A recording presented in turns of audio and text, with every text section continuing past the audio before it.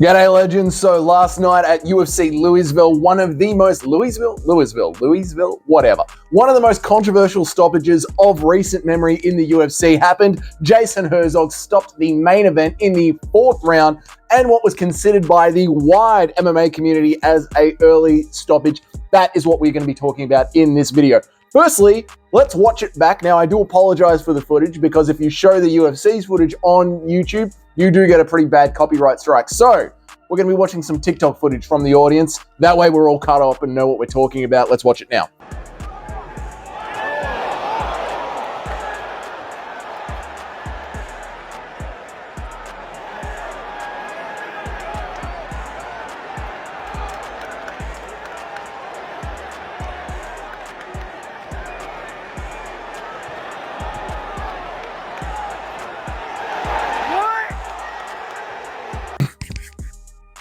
There it is. Firstly, was it an early stoppage? Yes. Yes, it was. It was an early stoppage. Jared was backing up, running around, staggering, but all of that is actually allowed in MMA. No, there's no rule set in there that says you're not allowed to stagger backwards, push your body up against the cage, repost, try and recompose yourself, and stay in the fight. Nasruddin Imavov pushes forward, lands a few more shots, and then Jason Herzog steps in and stops it. Now, Jason Herzog is one of my favorite referees. One of my favorite referees of all time. I've got two referees that I absolutely love. Herb Dean, who I do give a lot of shit to, but having said that, he doesn't know when to stop a fight, and that's what makes him one of my favorite referees. I am a fan of violence. I like seeing people in the cage push themselves to the limit. Because Herb Dean is such an awful referee and doesn't know when to stop a fight, he allows them to go on a little bit too long. And as a fan, I really enjoy that. However, my second favorite ref would be Jason Herzog, and that is because it is so rare to get a moment like this for him. So one of the things we might cover in this is, should Jason face any consequences for such a bad stoppage? Now, I'm really just lambasting this and starting off the conversation with, yes, it was a bad stoppage. But there are people out there in our community that don't think that this stoppage was so bad, right? Look at this one, yeah? The fight is over when the fighter starts running away. He literally turned his back and ran away twice. And you could be like, Dougie, that's just one comment. Surely there's more than that. No, there is. There's plenty of comments like this all over the Twitter sphere that show people thinking that this was a bad stoppage. Now, I don't want to talk condescendingly or talk down or act like, some sort of gatekeeper. Those people that are gatekeepers of a niche community where they're like, you don't know enough about this to be watching this. But I do honestly feel this to these people leaving these kinds of comments where they're talking about this being an early stoppage. I'm genuinely curious. Do you watch this sport? Are you here week in, week out? How closely are you just a sports fan that was scrolling through sports Twitter, saw the stoppage and left a comment? Were you at a sports bar and it was on Saturday night and you were sort of talking with your mates, drinking, having a beer, looking up and watching it, kind of like you're sort of half watching the footy or the soccer and you're sort of half watching the UFC? Oh yeah, that was fair enough. How closely are you watching this sport? Do you watch the behind the scenes stuff? Have you watched Dana White looking for a fight? Have you watched Tough? Have you watched the Contender series? Are you aware of what it is that we are doing here in MMA, particularly in the UFC? This is the pain game, right? There's so many people out there that are like, oh, the ref is here to protect the fighter from getting hurt. Well, then the moment the bell sounds and they touch gloves, stop the fight. Stop the fight. If the ref is here to stop a fighter getting hurt, why are we having a fight? Just go back to grappling or just jiu-jitsu or point striking karate. This is MMA. And it's not just local or regional or let's have fun, competitive MMA. Let's go out there and have a good time, boys, MMA. This is MMA in the UFC. This is the biggest league in the sport of mixed martial arts. In there on that night was the, number top 5 contender, 40 plus years old, coming back from surgery. And that was Jared Cannonier's do or die moment. His entire career was sitting on that fight, and it was a close fight. Personally, I had Imavov winning it either way. Personally, I think if that sequence went on, Imavov would have won that sequence either way. But this is Jared Cannonier's last shot.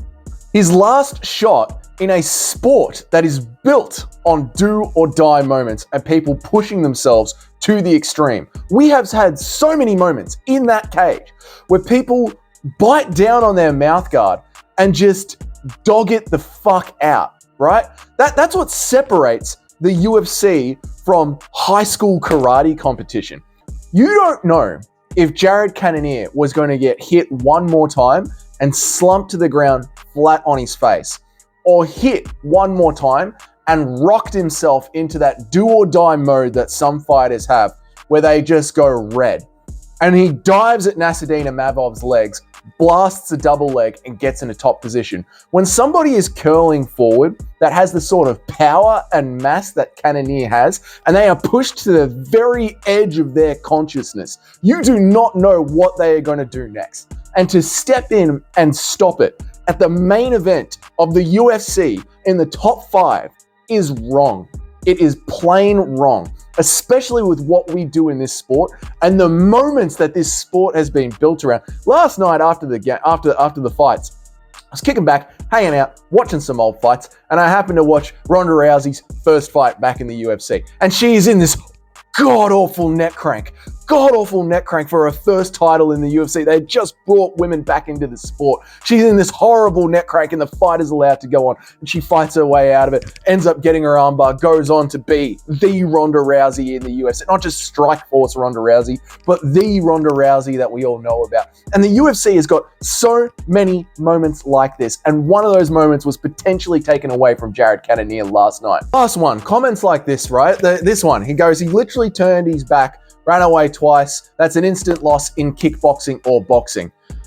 So I'll let it pass. Listen, man, this is the thing, right? This is a different sport, okay? You know the difference between the 100-meter sprint at the Olympics and power walking? In power walking, if you take your back heel off the ground or something, if your foot leaves the ground completely, it's instantly disqualified. In sprinting, if you're moving at that pace, you're never going to win a bloody gold medal in your life. What makes MMA and what has made the UFC the top dog in the sports industry, in the fight combat world, what has made the UFC so good is this incessant drive to push people to their limits. The whole idea of Dana White's Contender Series is to take young, hungry athletes and put them in there. But even when you're watching it, you know that it's not just enough to get a win. You've got to get a spectacular win. I talk about this on the channel. We want to see the fight in the fighter. And that is something that was taken away from us last night. And I don't know if people who are saying the stoppage is fine do not watch this sport that closely and appreciate what we are trying to do here, or perhaps they are just Twitter users. And Twitter is a place for people that are not built. The audience that Twitter is not the audience that the UFC is catering to.